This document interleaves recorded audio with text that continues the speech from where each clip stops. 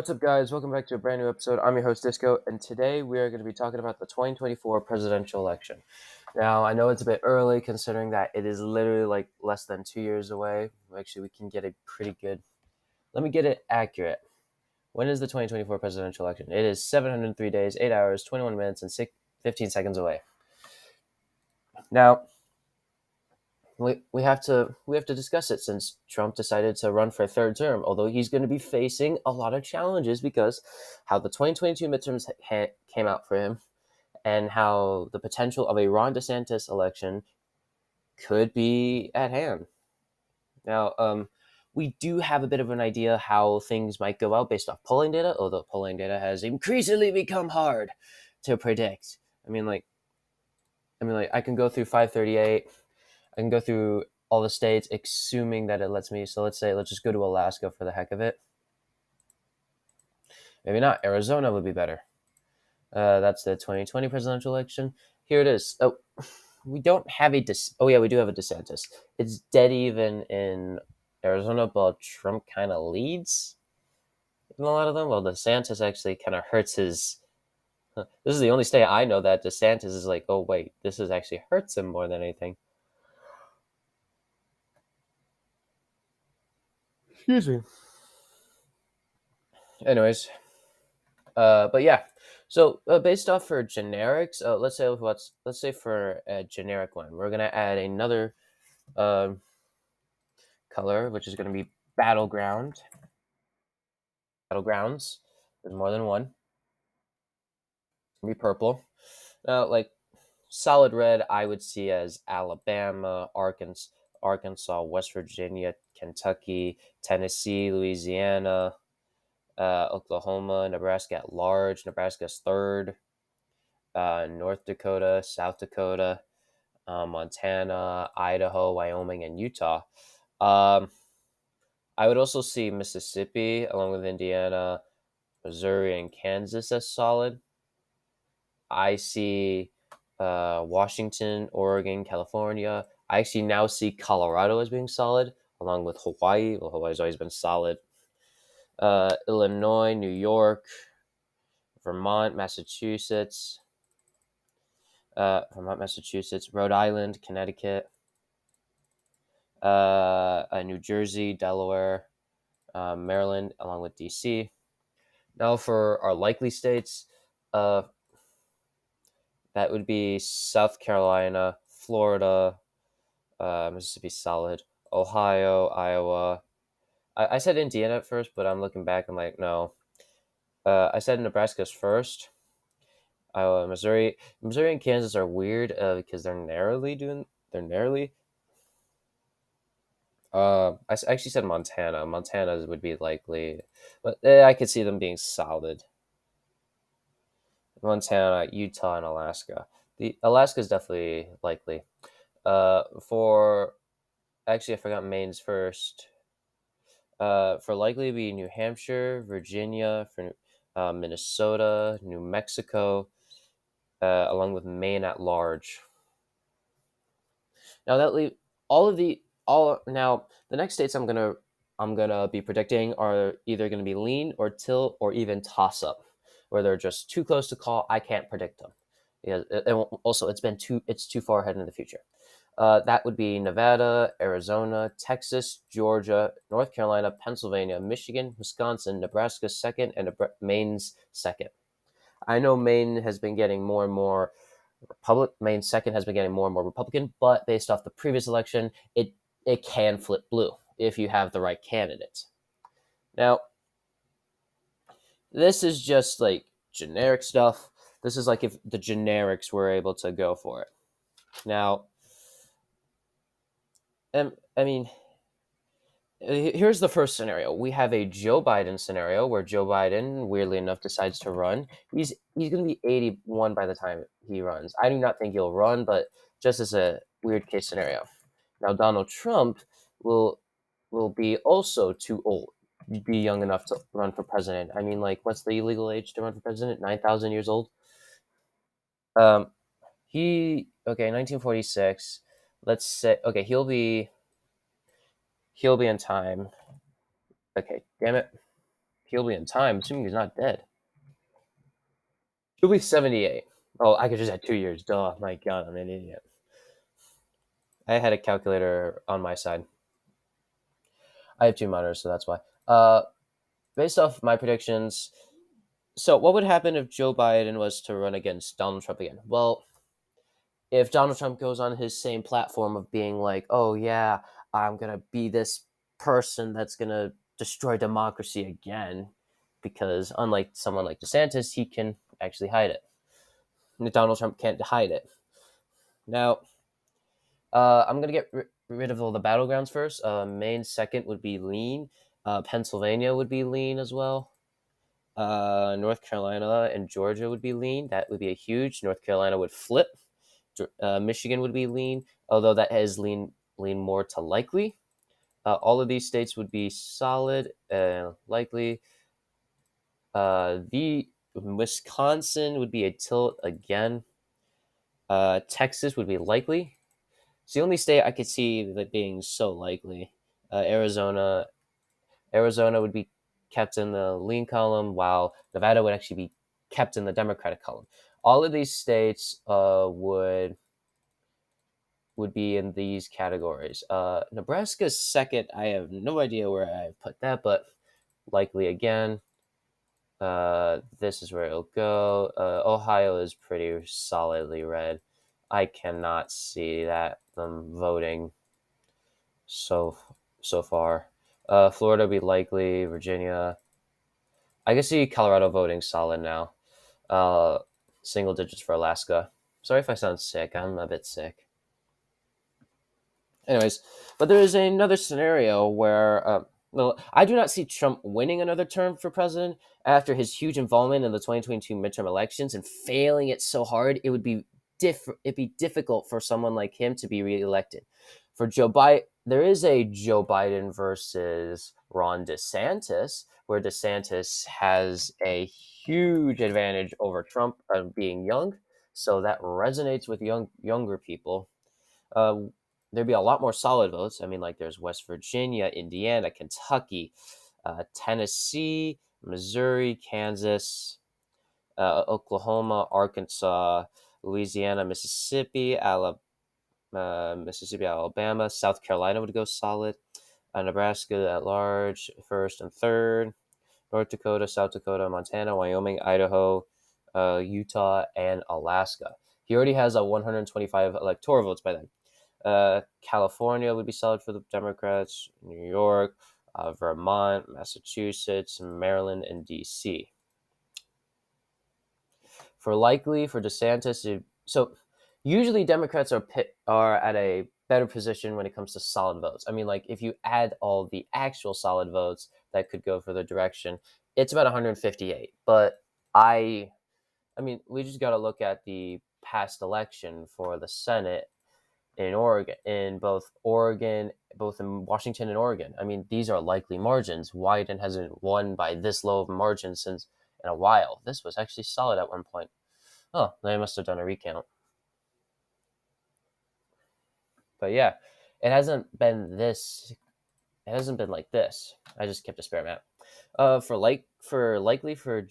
DeSantis, it would be, in my opinion, Iowa, Ohio, Texas, definitely Florida, and Maine second. Why did I choose Florida as likely, even though DeSantis literally won the state by 19 points, the biggest for a Republican in history, I think.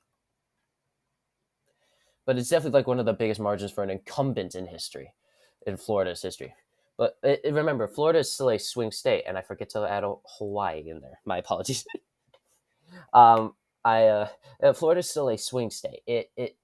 Well, it's not a swing state anymore, but it's still a state that can that some of the voters will say like, okay, I'm going to vote in the presidential election. I'm going to vote for more of my beliefs. There's a lot more liberal people in Florida than elections say there are, and there's a lot more moderates in there. So that's why. For likely, it would be Washington, Oregon for the Democrats, Colorado, New Mexico, Illinois, Maine at large, Rhode Island, Connecticut, New Jersey, and Delaware. Okay, so some clarifications. I've already clarified Washington and Oregon. Colorado, New Mexico, pretty straightforward. Illinois, why? Well, this was Pritzker's election. It was 11.6. He won. That's how much he won it. That's a pretty disappointing victory considering that Joe Biden won the state by 17 points. And in the Senate election, in like if you go to past results, Durbin won by 16.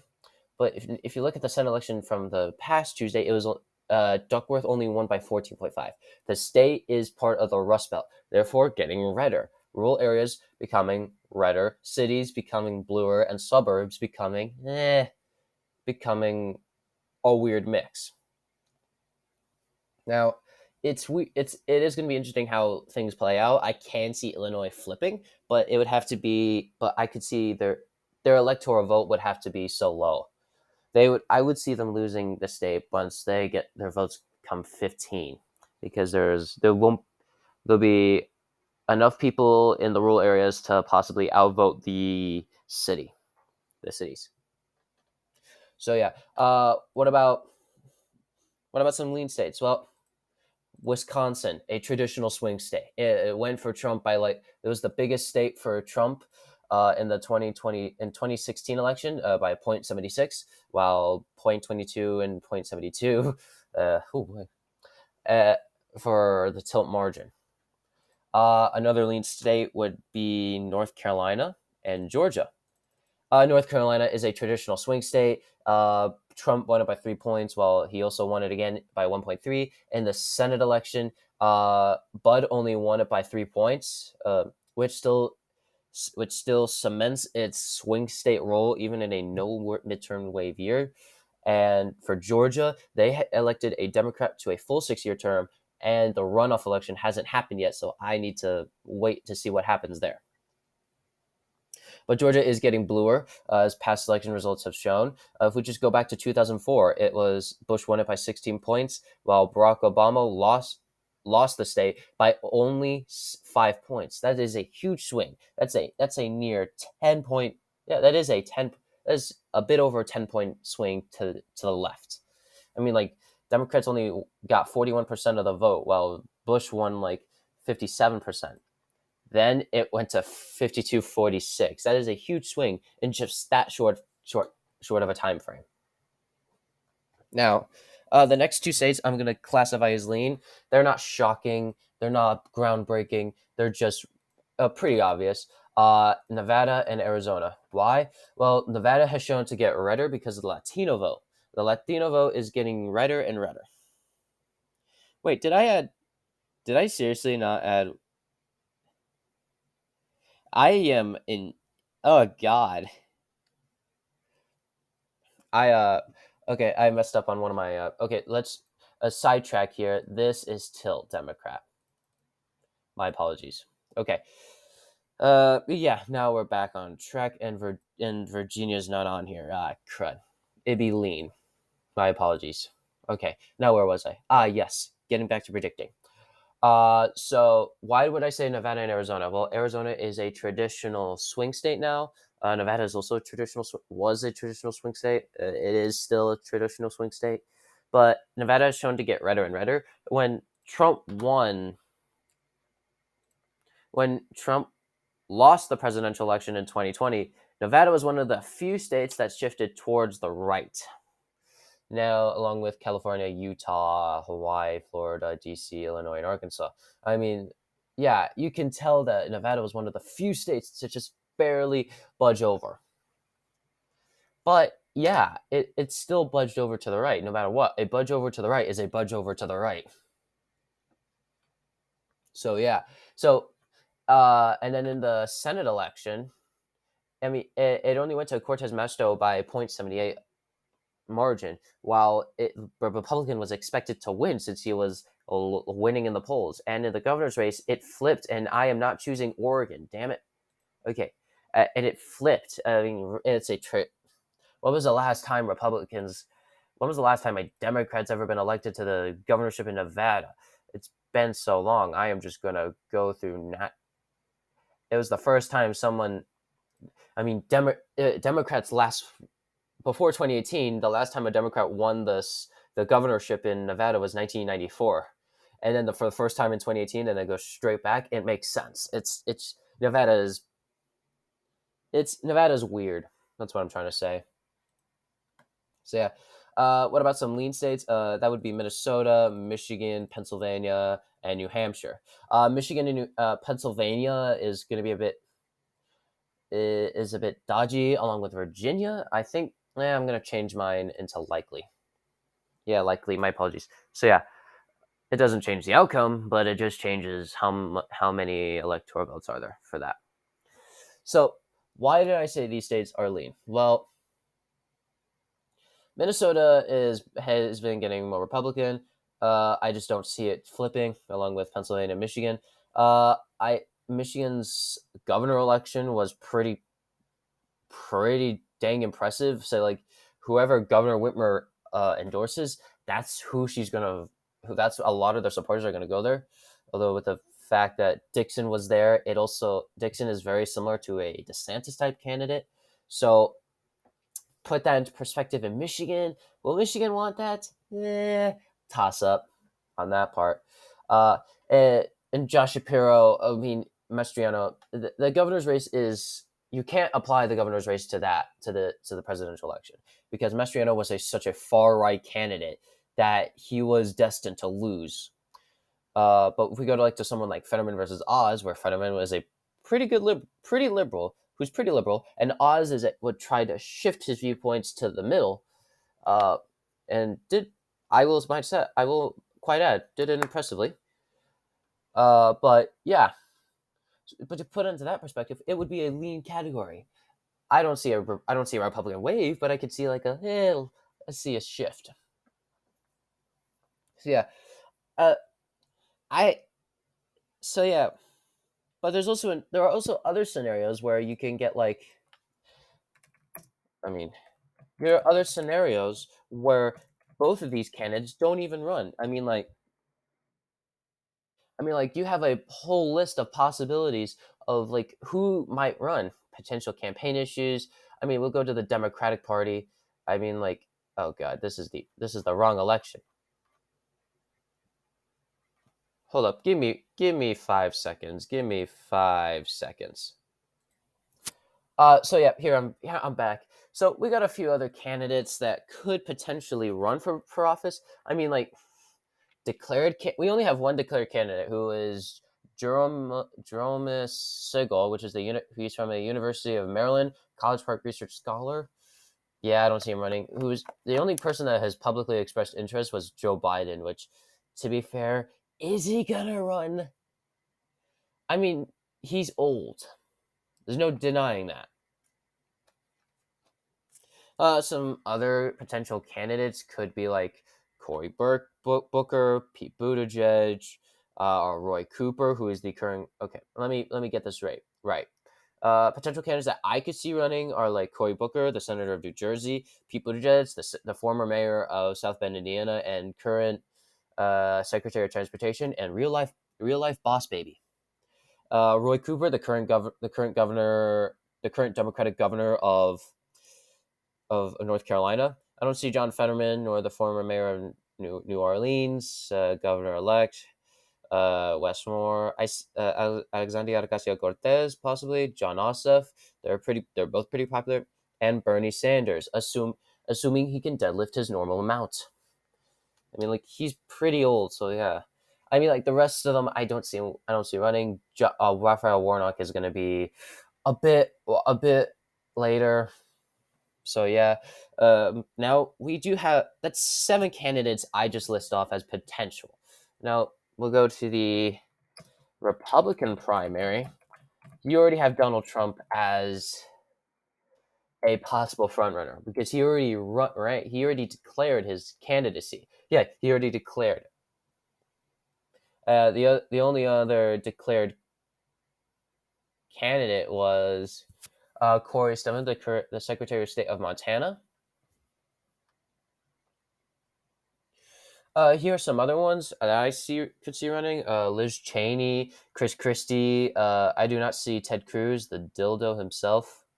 Definitely not Larry Elder. He was pretty far right. Larry Hogan, Nikki Haley, Adam Kinzinger, Mike Pence, the former vice president, Mike Pompeo, Ron DeSantis, Chris Sununu, and Glenn Youngkin. Potential candidates, obviously here. There's Ron DeSantis and there's Glenn Youngkin. Tucker Carlson declined to be a candidate. Wow, that's shocking. Uh, there's vice president speculations, but yeah. But I can see these candidates potentially running for this office. Some good and some bad because they're either weak or they're too far to the right and go for Trump. Trump more than the country. Right now, both parties don't have amazing candidates to run that can represent them. We're gonna have to wait until the election itself to see because right now it is a big question mark. So yeah, that's where I'm gonna lead it off. Thank you guys so much for watching. Please hit the like and subscribe button. Share your put comments down below saying like, oh yeah, what do you want to see next, and some questions that you might have. I'll answer them. Thank you guys so much for watching. See ya.